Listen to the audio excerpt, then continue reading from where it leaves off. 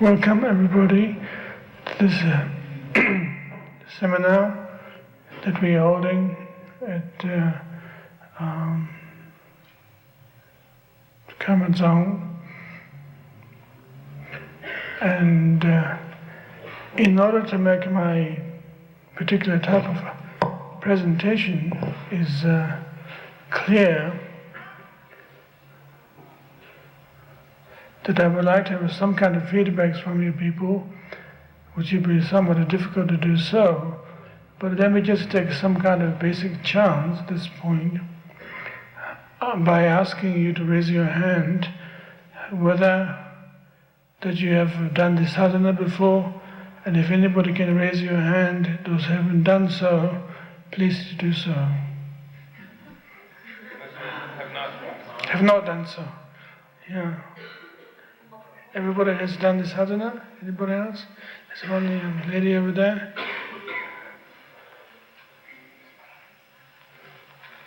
Yeah. Anybody else who hasn't done this sadhana before? Okay.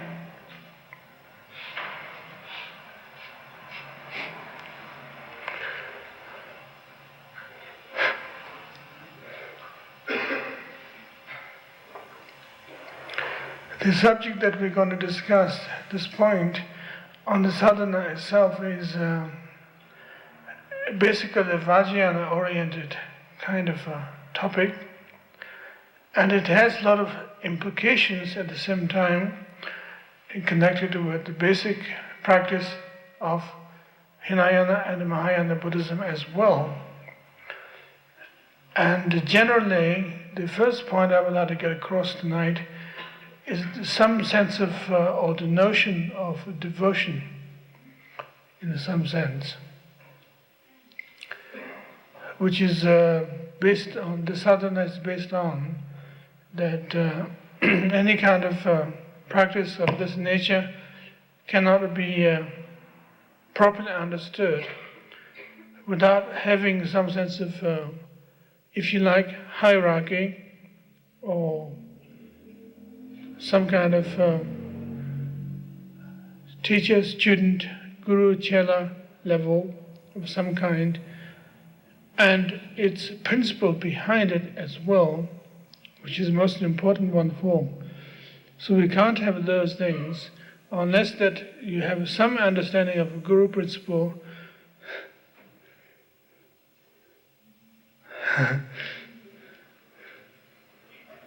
So,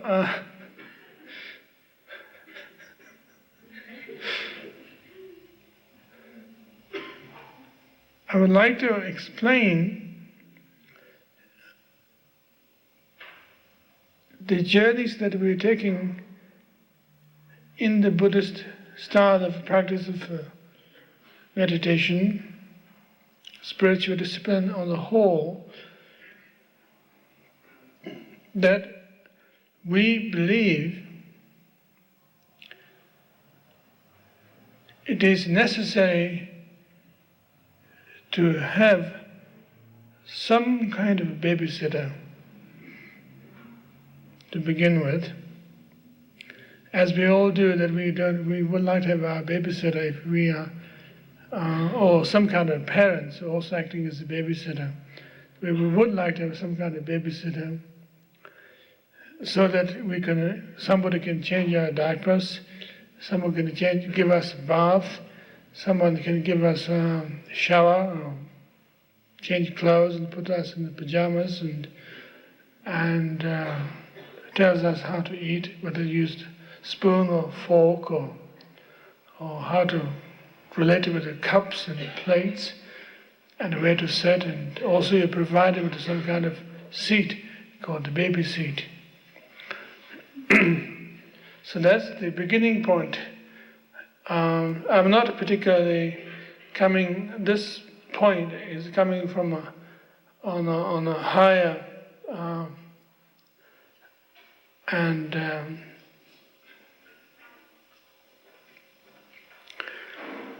some kind of arrogant level particularly, but if we actually want to function our life properly, as we begin to grow up. So we have to have some kind of starting point to begin with. As a child, we must have experienced ourselves that which was the case happened to us already, and the process of happening that way too.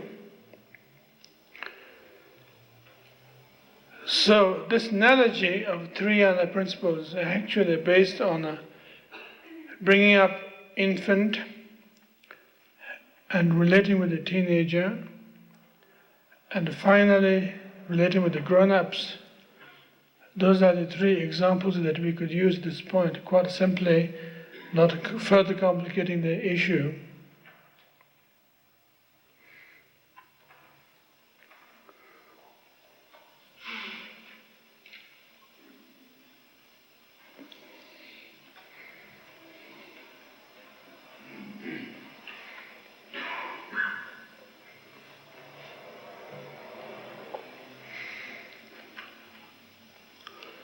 So starting with the first point, which is the Hinayana, relationship to hierarchy, if you like to call it, or parental figure, which is the beginning point of the beginner's point of the journey that this particular sadhana is presenting in a very elementary level, somewhat. So, that sense of individuality and a sense of personal search for spirituality and a sense of a growing up process, whatever it may be, are based on pure dreams.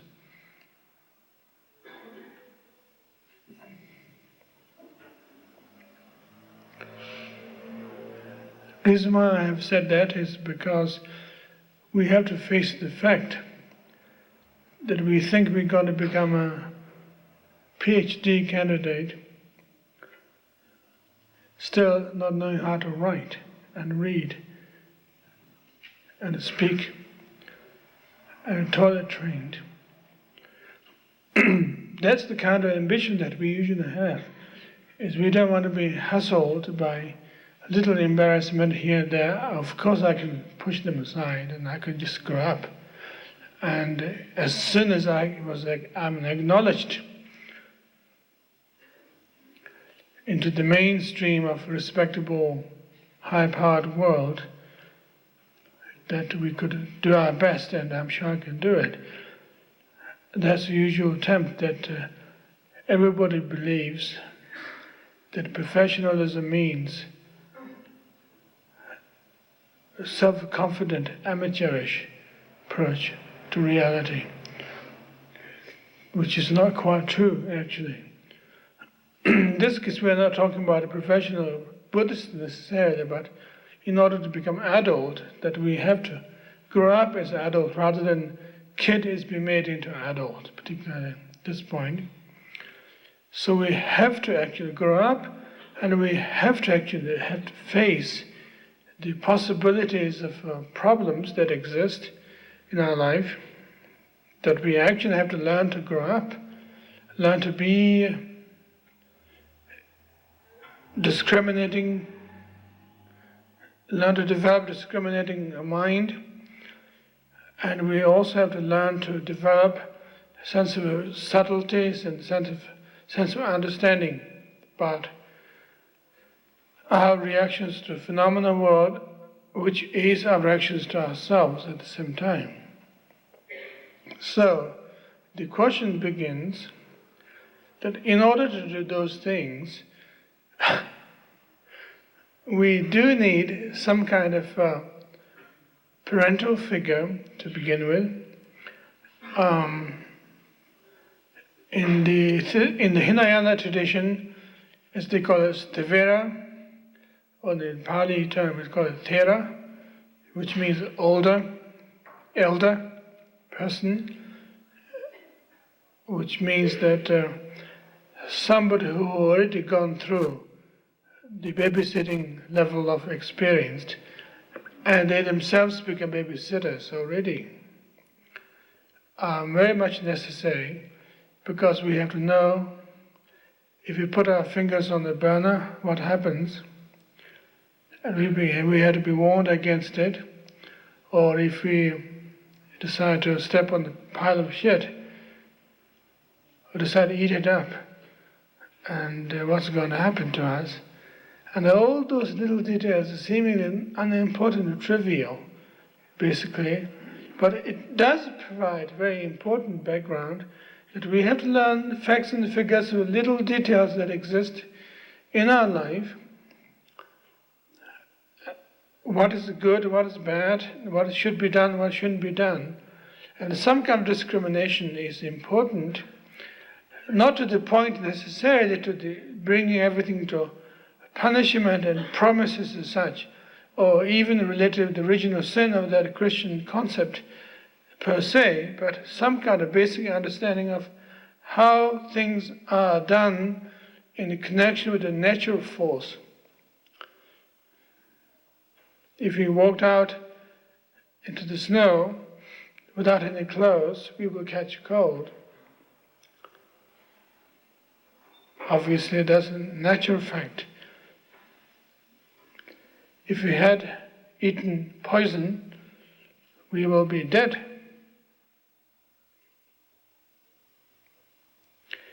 And those simple little facts and figures are important ones.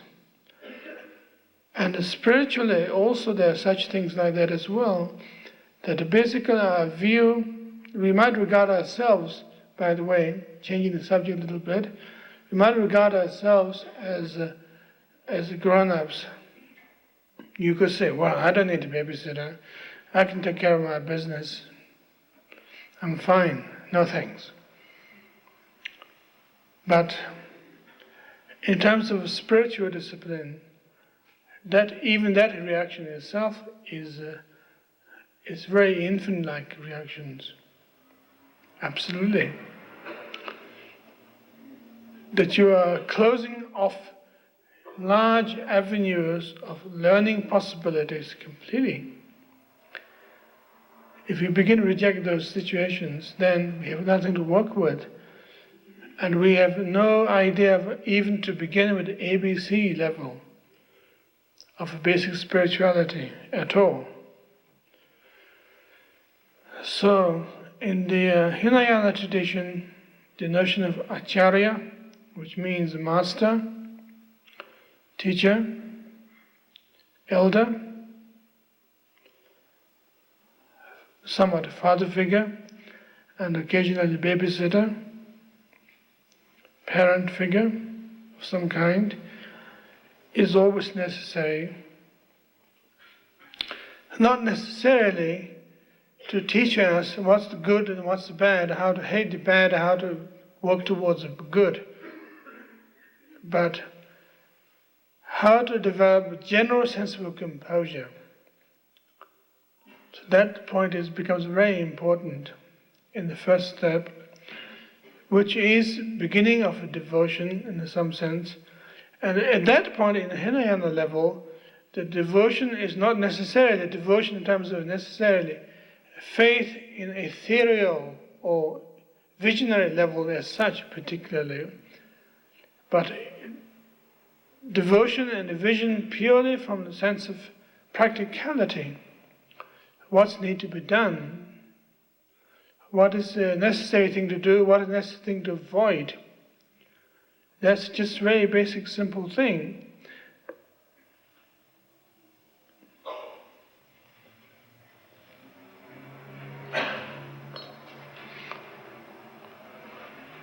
So, in the Hinayana level, the teaching tells us that to begin with, our view to the world is also infantile view, that we think we're going to get ice cream every day, every minute.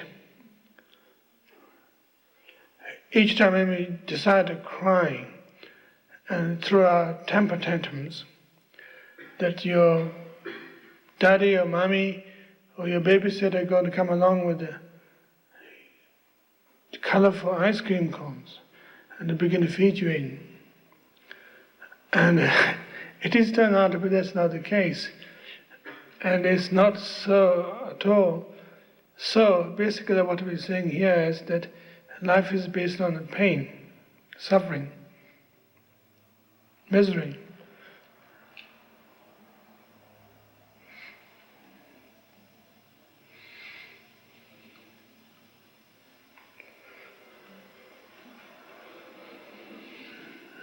And closer, a more accurate translation for dukkha, which is a Sanskrit word for suffering, is turned out to be anxiety, anxiousness. There's always kind of anxiousness. But you had to be told by somebody that life is a gigantic world of anxiety to begin with. So let's relate with that first thing, which is actually called a truth. It is a truth because if you begin to believe there's possibilities that you can actually win war of combating with the given pain, that you think you might be able to get so-called happiness, and that's not possible at all. It doesn't happen.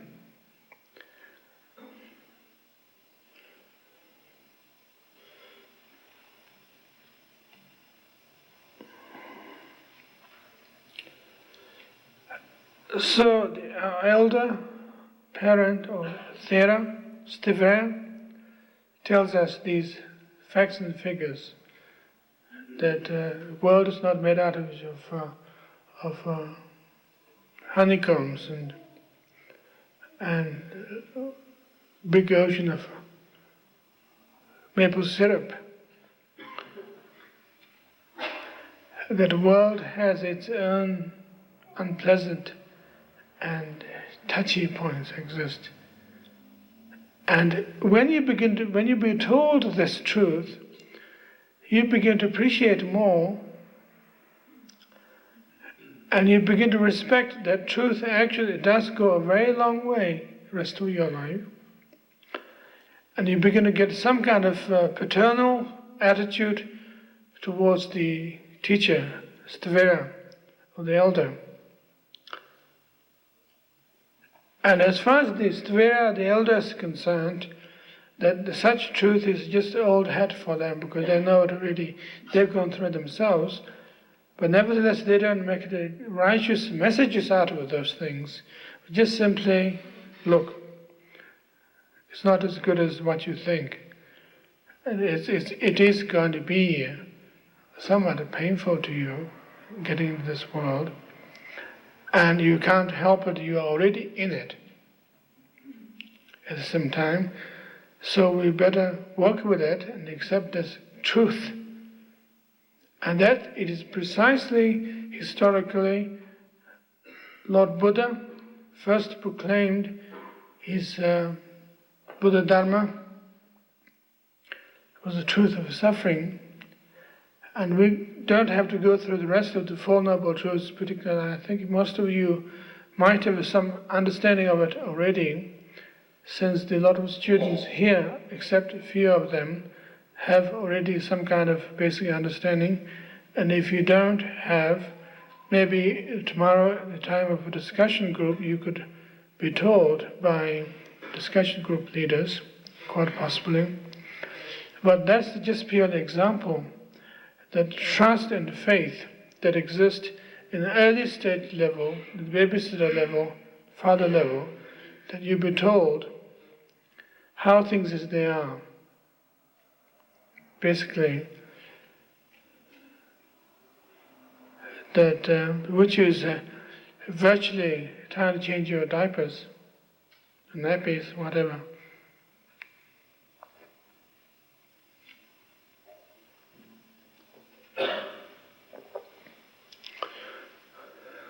second stage level of developing further relationship with the teacher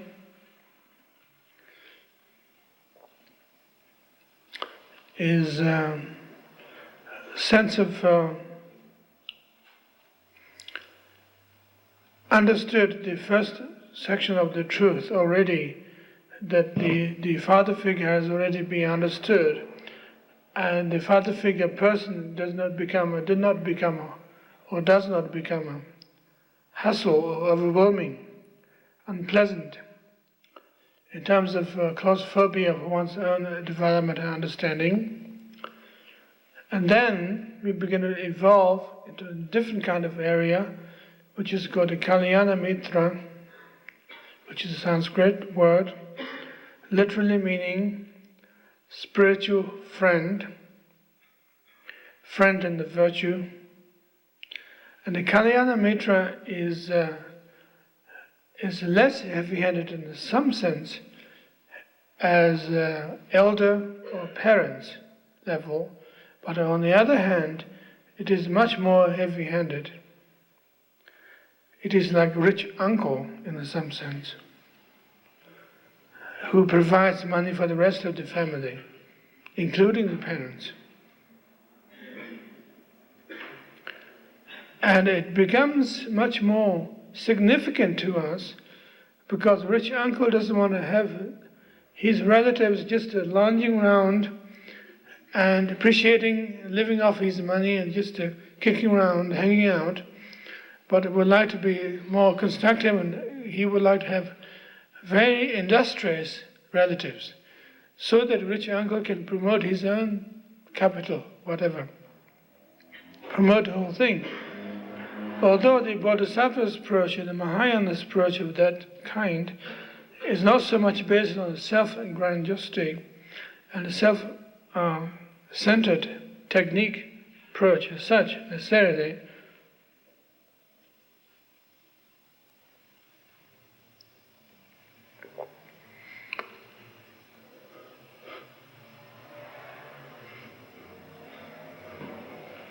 but there is still a sense of much more closer in some sense, a friend, spiritual friend is friend.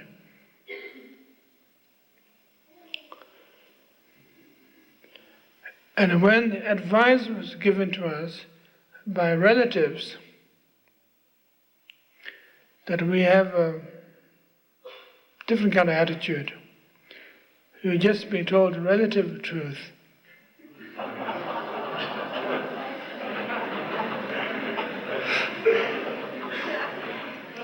It has its conditions behind it as well at the same time. It has its applications behind it, but it's still relative truth. But when friends gives us advice, it becomes much more closer than relative like truth. It becomes more immediate, personal. For instance, if we're criticized by our parents, we think it's their trip or it's something wrong between us and them, so we take it very lightly in some sense, sometimes very resentful, so which helps us to push it aside. But if we be criticized by our friends, then we begin to get startled. We begin to think maybe there's some element of truth in this. So the Bodhisattva's approach relationship in terms of teacher is this point as a spiritual friend is much more demanding than purely relative level.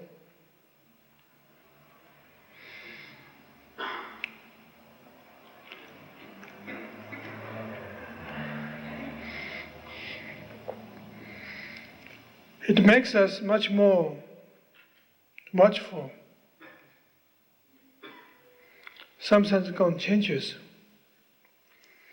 At that point, the relative truth becomes already somewhat old hat. We know that the world is pain, and we know the origin of pain and the cessation and the final path and everything already. But now what's next? At this point, that spiritual friend begins to tell us, don't just purely work on yourself. Share it with others. Do something about the others. Relate with your projections rather than projector. Do something about world outside. And trying to develop some sense of sympathy and warmth in yourself, which is usually very hard to do for us ordinarily. That if we are already pissed off at the world, is painful and resentful with our world already, and we are already a bundle of muscles, very uptight, tight, and very hard to relax, let go of that. But it can be done. That's not impossibility at all. It has been done in the past, and it's done in the present, and it will be done in the future. So, the question is, how about giving an inch? Just letting go a little bit, open a little bit. Be generous, but at the same time be disciplined, and therefore you should be patient at the same time, and work hard with your exertion at the same time, and at the same time be aware of everything what's happening, and be clear about the whole thing at the same time. Which is what's called 6 paramitas.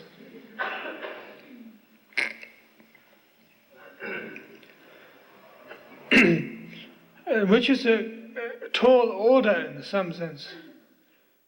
That how can we already do all 6 of them simultaneously? And it looks like that we have to become either a fantastic actor who doesn't mean anything what he's doing, just purely performing, or else he just had to become an idiot who just purely follows the regulations, the rules, and give away things and be disciplined and patient and working hard and so forth. But there is also other possibilities that you can do that, and that actually puts us into spotlight, so to speak.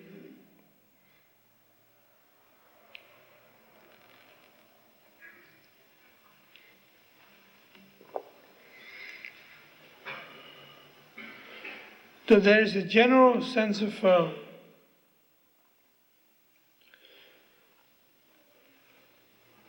wanted to open for the very reason that you have nothing to lose.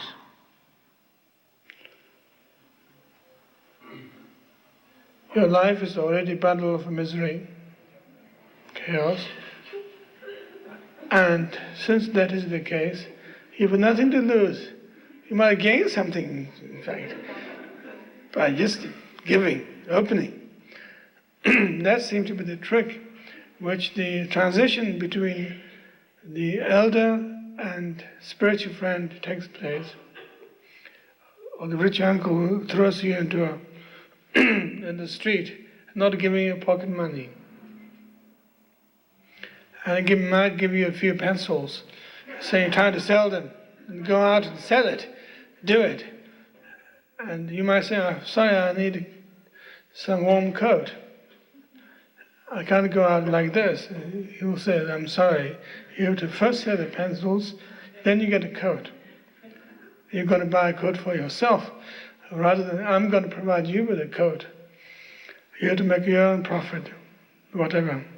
So that's a very rough example. Don't misunderstand that, but that seems to be the general trend of the pattern is altogether. And now the next thing is we're getting into a very complicated and very tricky point, which is the next level of hierarchy in terms of devotion, trust, and understanding of a teacher, is what's known as Vajra Master in the Vajrayana level, which has a different kind of slant. But in some sense, it is a combination of the first and the second one put together in some sense. it is the same kind of process, and some kind of line of thinking somewhat, but at the same time it has its own twist.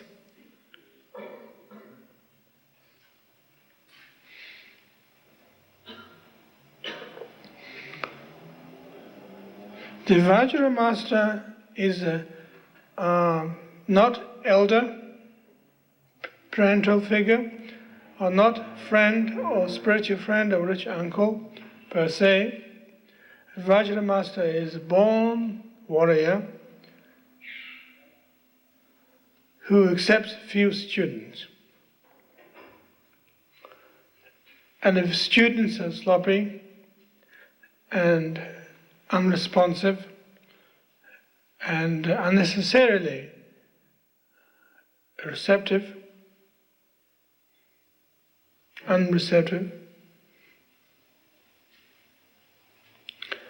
then Vajra Master wouldn't accept such person. And Vajra Master, Vajra is a Sanskrit word which means indestructible.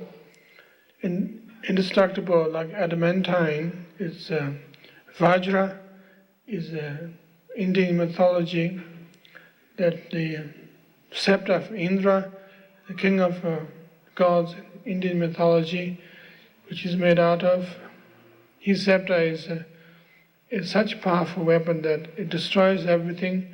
Having destroyed everything, returns back to his hand, and at the same time, it has greater strength to not only destroy one situation but every situation, and it is indestructible because it doesn't have any cracks in this weapon, any possible bend, any possible way of destroying that particular weapon.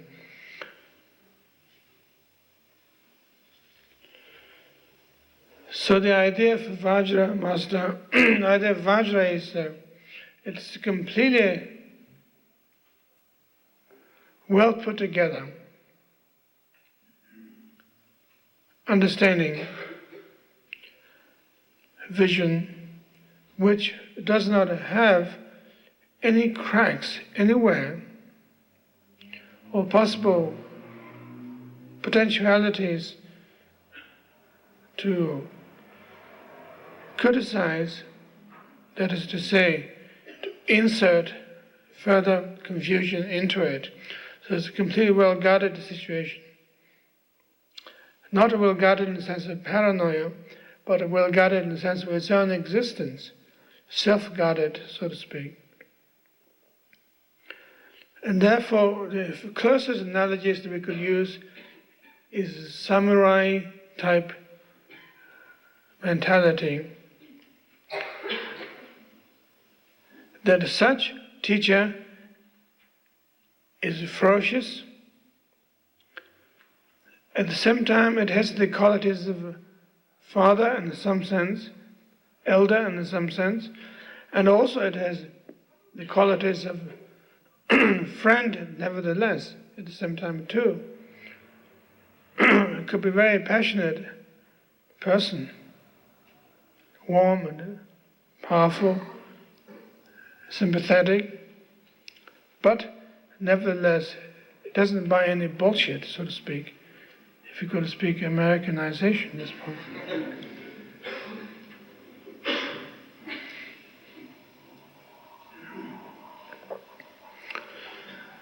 Studying with such a person is very dangerous, but at the same time, very advanced thing to do, and you might actually progress on the path much faster. But if you start with that attitude of you might go faster, then you might go slower. On the other hand,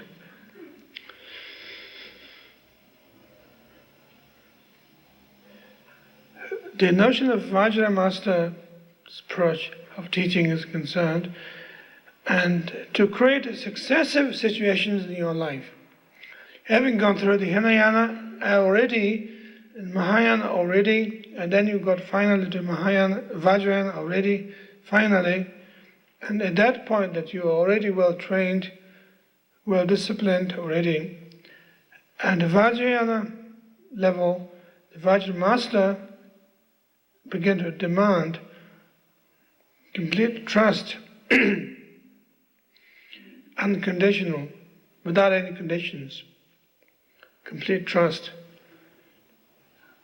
complete openness, without any logic behind it, maybe some kind of little logic, but the rest of it is just simple and straightforward.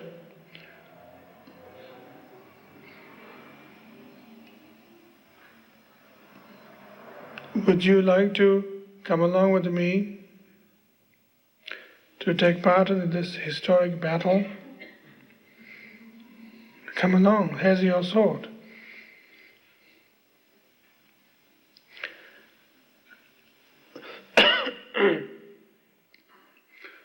Of course, there's room to chicken out. But then once you have chickened out, it's going through a lot of, you could go through a lot of problems.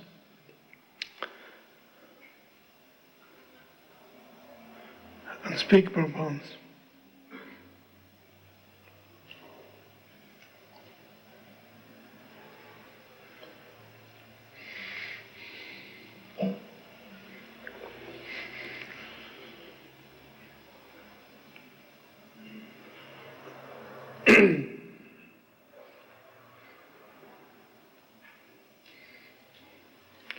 More you're a coward,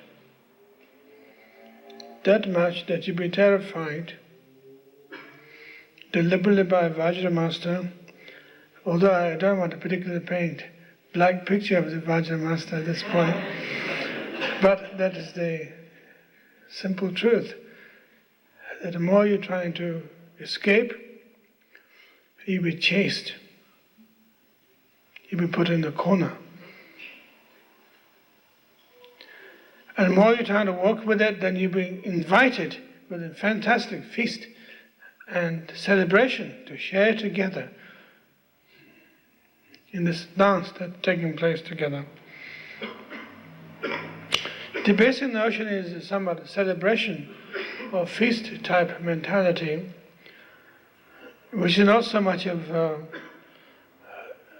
indulgence in the parties and things like that necessarily, that particular approach, or lots of eat, that kind of thing necessarily, but feast in the sense of real sharing, rich experiences of all kinds together. And that is when the Vajrayana teachings comes alive and become very appropriate, that if you are not in a position to see the real rich experiences properly, then you are not ready for it, that such Vajra Master might send you back to your spiritual friend, or if necessary, to your elder, to your rabbi.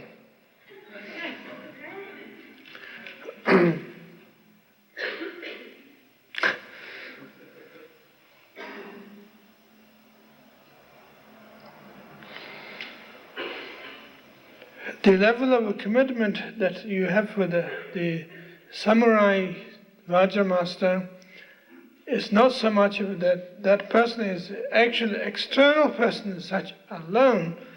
It has its own internal possibilities as well. I heard a report the other day that Professor Dr. Gunther talked about that towards the end of the Kalyana Mitra, the spiritual friendship is taking place, then you already discover your inner guru. And I must contradict to that particular statement, and unless he's become a secretly level 90. In spite of being such a great professor, that's not the case.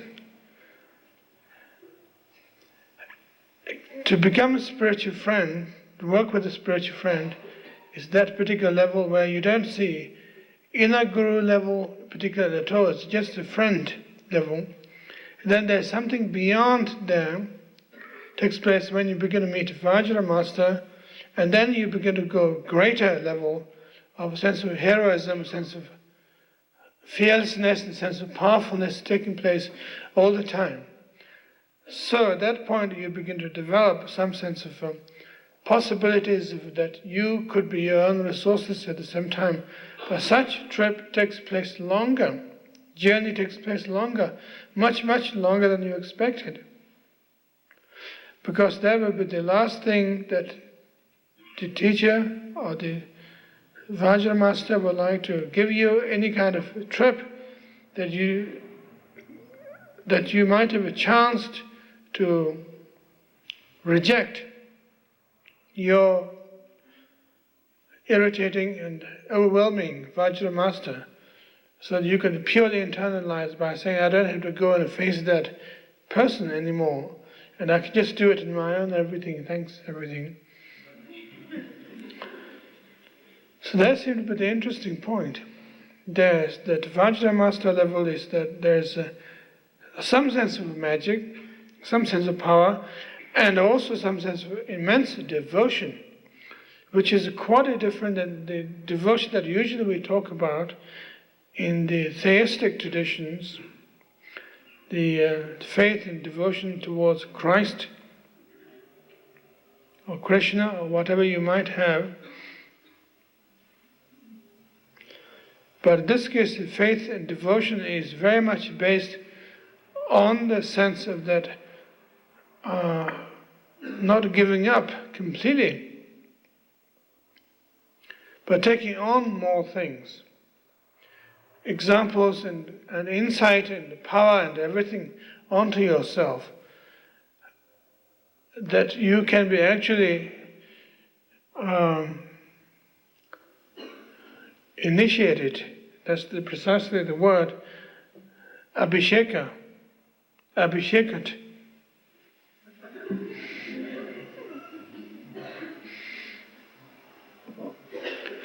In the theistic tradition of faith and devotion, from that point of view, is a very remote one, that we have somebody out there all the time, not only a person alone, but that's fine. If there's another teacher, some other elder, parents, is fine, but beyond that there is also other, greater other, which will feed you, which will secure you, and everything becomes somewhat in the level of, as they precisely call it, ethereal level of the otherness becomes very transparent. That particular thing is going to save you, or that particular thing, maybe you don't believe as old man with the beard, necessarily so, but that particular thing is somewhere playing trick on us. The reason why that all the lizards were produced, and all the snakes are coiling themselves, and all the rivers run down, and all the trees are growing up, all this mysteriousness must be done by them, or it, which takes away from understanding of real magic, that how can we understand them, how can we actually do it in our own way, rather than just, it must be their work. It gives some kind of sense of that the whole world is run by a gigantic corporation, including the weather.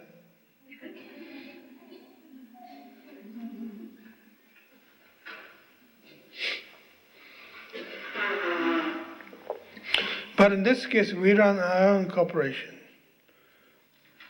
According to the non-theistic tradition of Buddhism, that we have access to it, and the reason why we can run our own corporation is we have to have the manual and the systems, the techniques and directions that we might get from the Vajra Master, who might actually put us into a very difficult situation if we are dumb and if we are not exuberant, if we're not enough, if we don't have enough exertions, so forth.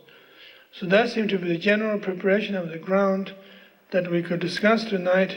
I don't want to put further stuff in what we're going to discuss in the rest of the seminar, but the first point is that I would like to set the notion of devotion, the notion of faith properly. In this case, faith is not so much a worship, that the Guru is regarded as Christ on earth, particularly, who has only link to the God. But a guru is regarded as a spiritual friend, spiritual elder, and Vajra Master, also known as a guru, has ways and means to create situation accordance with our own receptivity, our own particular style of living situation, and you could create a whole situation and relate with that.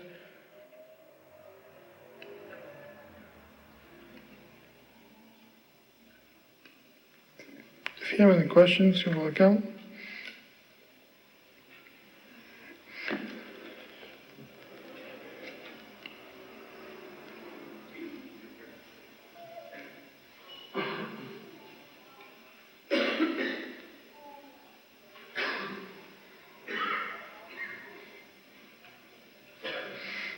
That's it.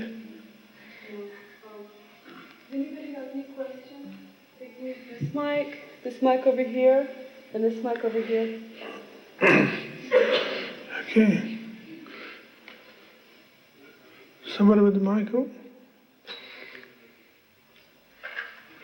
I think you can sit back. Somebody bring you the mic. No?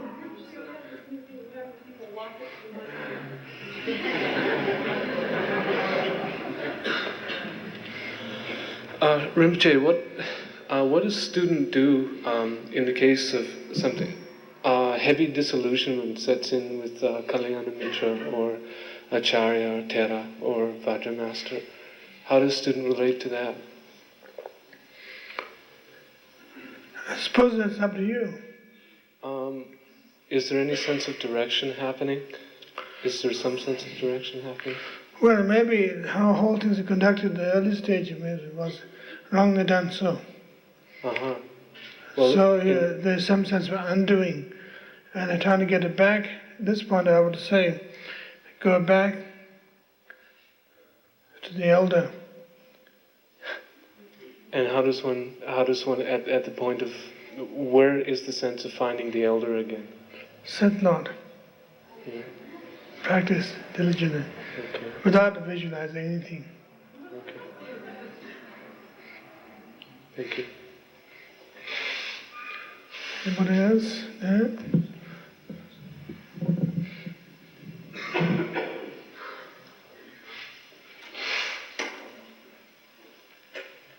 I have to walk up.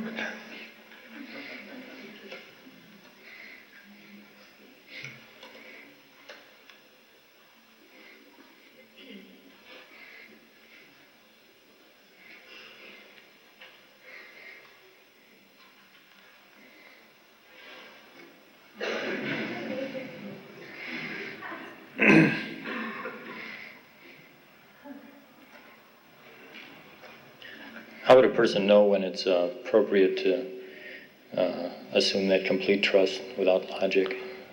How would a person know what? Yeah, how would a person know when it's time to go into that phase to start relating to a guru that way?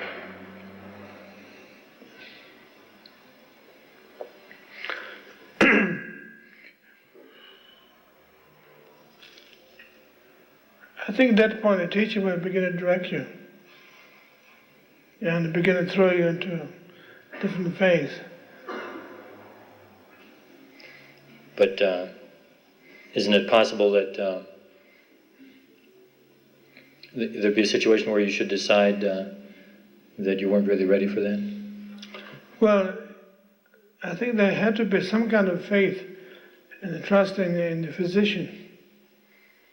I mean, isn't it dangerous to jump into that kind of faith and obedience too soon? Well, it depends on you too at the same time. That is to say, the early stages that find your parents, appropriate parents. And if you made a mistake at that level, then you go down all the line. You have a complete disaster. You end up in lunacy or something like that. Thank you. Understood?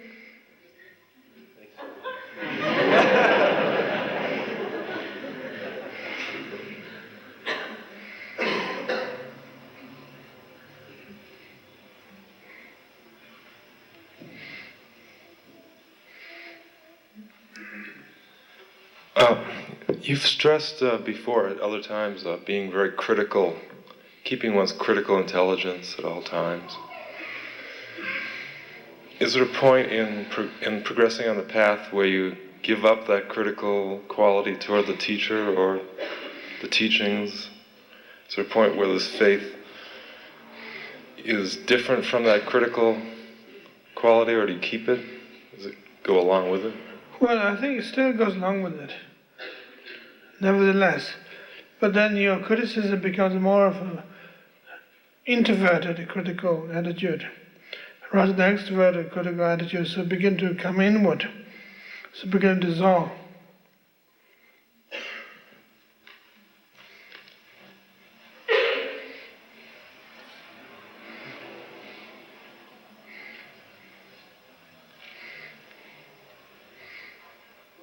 Rinpoche, you talked about the paramitas and an unintelligent way of doing it. When you open up and you just step into the space, does that create the space for the paramitas to sort of go through you, to happen? Or is there some element of endeavor in doing them? I think it comes naturally, but at the same time there is obviously the need for push, some kind of push that you can work with yourself as well as work with your spiritual friend at the same time, which works together. Okay, thank you.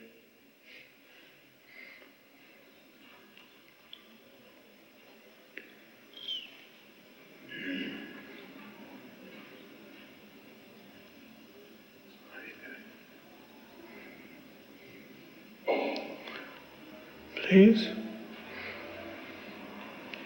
Nick. What's that?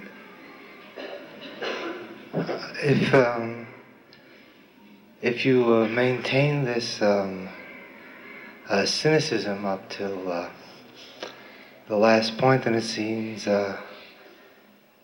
you could realize that this person who you were putting all this trust in, that actually this could be another one of those self-deceptions. And then you might only do it out of a sense of, well, even if it was, it wouldn't matter anyway. Is that... I can see you through the camera. Well, I think the question is that it works both ways, actually in some sense.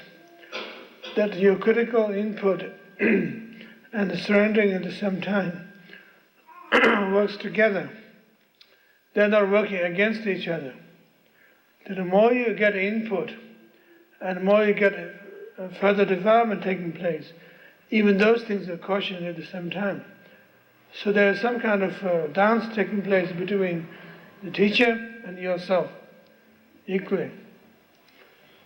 So you are not particularly just trying to switch off one area and switch on another area, particularly. It's, synchronized together. That should be possible.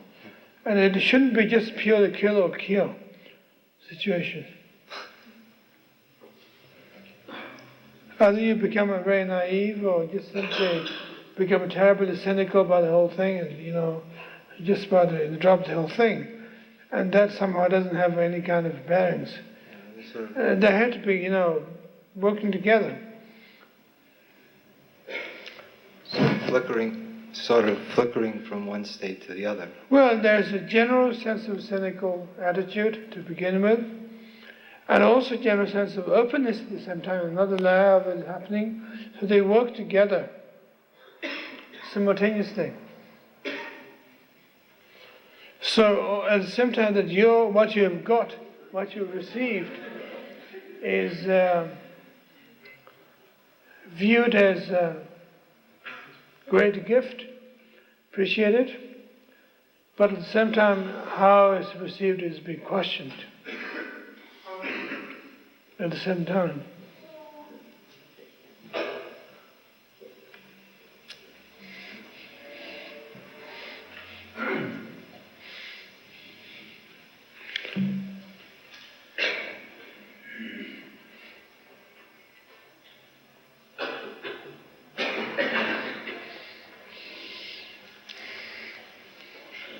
I think you said that the theistic view is that the world is run by a gigantic corporation, somebody else or some whole other thing, but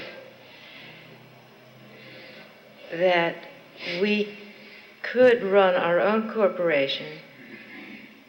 Of course, we need a manual from the Guru to do that. Could you say something more about that? In what point? Well, I tell you,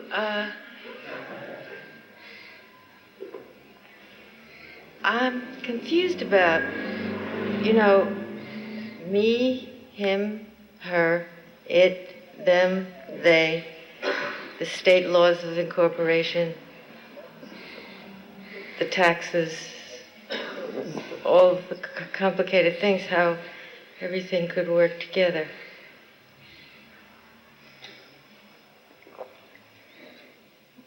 Well, I think I don't see any particular problems that, particularly the spiritual way of looking at things, since we are already involved in some kind of idea of totality to begin with, that Suzuki Roshi says the big mind is the biggest one of all, and small mind need to be trained to the big mind, and so forth. And the Christians, or the Judeo-Christians would say that we have to actually submit and surrender ourselves to this big creation, and we are just simply creatures which is created by that particular creation.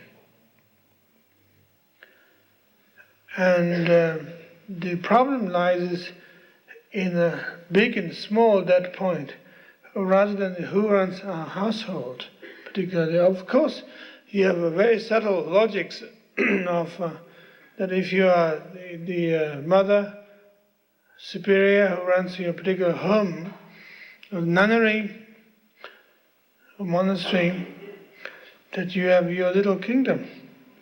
But those people are just simply become reflections of your own extension of security, rather than the cosmic level. So what we are discussing here is the cosmic level, the difference between theistic and non-theistic. Non-theistic, there could be, obviously somebody had to take control of the whole thing, which would be just, somebody's head of the Dhammadhatu, or somebody's head of the Vajradhatu, or somebody who runs this particular building. And we've got to have those little things, but those are not particularly regarded as gods. They are just ordinary people who are simply confused, or simply on the way up or way down, or whatever they may be. It's just little things working with their little brains. But, the question actually involved is that the huge scheme is very tricky. And once you get that, clicked into that, it doesn't give you any room for anything at all. It's part of the huge scheme. So you might decide to murder somebody in the will of that huge scheme, which is going a bit too far. I don't want to use that as a pure example, but that could go as far as it could. It has been done in the past. Or you could just create little areas in the name of the huge scheme. So that becomes problematic. Thank you. Welcome, madam. 2 more questions, please. Sarada?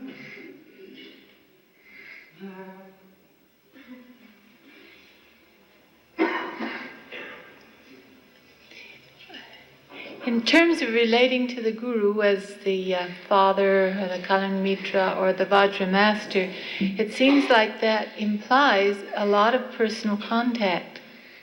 I mean, the teacher says to you, or, and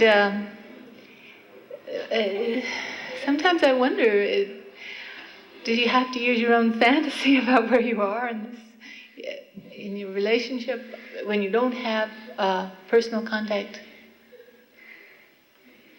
I mean, that's a silly question, using my own fantasy. Well, it's not all that silly, it's very important. It's up in the air in any way, which is a good question. Well, the whole thing is that I quite agree with you. Personal contact is important, but what do we mean by personal contact? That's the question. That if you have some kind of understanding and experience as how far such elder and such Kalyana Mitra, such Vajra Master have a composure to communicate in the level that it could be communicated. It could become a national wide. It could become a cosmic level at the same time. Not in a level of a dream, a level of worship alone, but numerous lot of students are working on that particular level, and the students begin to pick up that particular type of sanity, that particular kind of openness at the same time, all the time. So those people begin to create an environment. So the idea is being that the concept of a Sangha has become a very important part of that particular notion at the same time. So the Sangha means somebody who doesn't lean on each other, but stand on their own feet, and they're still propagating the teachings at the same time, and can, expand themselves. So the idea is that the message that individuals received from the teachings can be expanded, and the idea is that the whole thing had to be done very honestly at the same time. And if there's any kind of problems comes up, that can be handled, or should be handled, by some kind of direct authorization by your elder or your spiritual friend or whatever you have. But there's creating atmosphere has become a very important part of that as well. And otherwise, there's if everything you have to become just like buying and selling trip, that everybody has to come to the cash register and pay money, and someone has to give back the change. It becomes very petty, and it takes unnecessarily too much time and space and sanity. Thank you. One last question. Somebody else?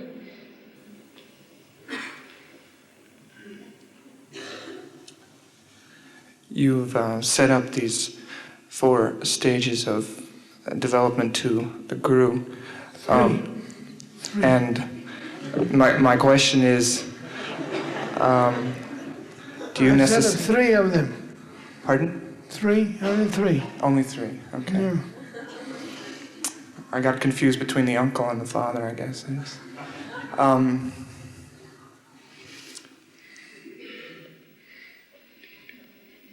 Are you saying that, I guess the question is, how does one know necessarily when those levels are that there's a whole interpenetration between all the levels at once? We're told that there's not necessarily a distinction between Hinayana, Mahayana, or Vajrayana, that there's kind of a constant interpenetration between all those disciplines. Or is that incorrect? Well, I think those things can be only taking place by a student's discipline, some sense of practice, which which is largely based on sitting practice and meditation to begin with, a sense of commitment to their particular attitude to giving up individual freedom and dedicating themselves much more wide level. It's a personal choice. I guess I was wondering, do all three of those things continue to happen all at once? Or is there a distinction between all three? Or? I think the first two might happen at once, but the last one happens a very single-handed way, which is the only way. It's a very special one. Thank you. Thank you. Well, I think we have some announcement that people are going to make, and on the whole, once again, I would like to welcome you all, being Boulder, our home ground, and people who come from outside, people come from outside of the organization or whatever, and you are invited warmly, and it's good that you are here, that we hopefully we're getting somewhere at this point, that hopefully that we are not wasting our time, which is partly dependent on you, and also connected with the idea of that nature of this particular seminar, which is based on idea of lots of sitting practice and meditation, and some kind of instructions are also available at the same time, that we have close students of mine willing to work with you, and balance between the intellectual aspect and meditative aspect is very important while you are here, that it is very important to sit a lot on giving times that we have here, which is not very much. But in particular, I would like to ask you to sit for the yin that's taking place, as you have seen in the pamphlet, whatever you have, that please try to prepare to come to the yin whole day yin, which is very, very important for young people to take part in this. It's very important. Otherwise, we have problems of too much intellectualizing, although what we have to say is maybe an intuitive one, but still intellectualization becomes problematic. And that seems to be one of the most important points. So please try to take part in yin as well as daily sitting practices, and also if you like to hear, understand further about what we have discussed each time, each talk, it would be good to discuss with them, take part in the discussion group, which is also important. And this one I would like to present you with the discussion group leaders who are close friends and students of mine, who will be directing, working with you people, and please try to work with them as much as you can. And let us do this whole thing properly, and not just beat around the bush or just a part of our shopping bag, which would be a terrible thing to do, and it would be a disgrace to sanity of Buddhism. We put it down in the garbage pail before Christmas, particularly.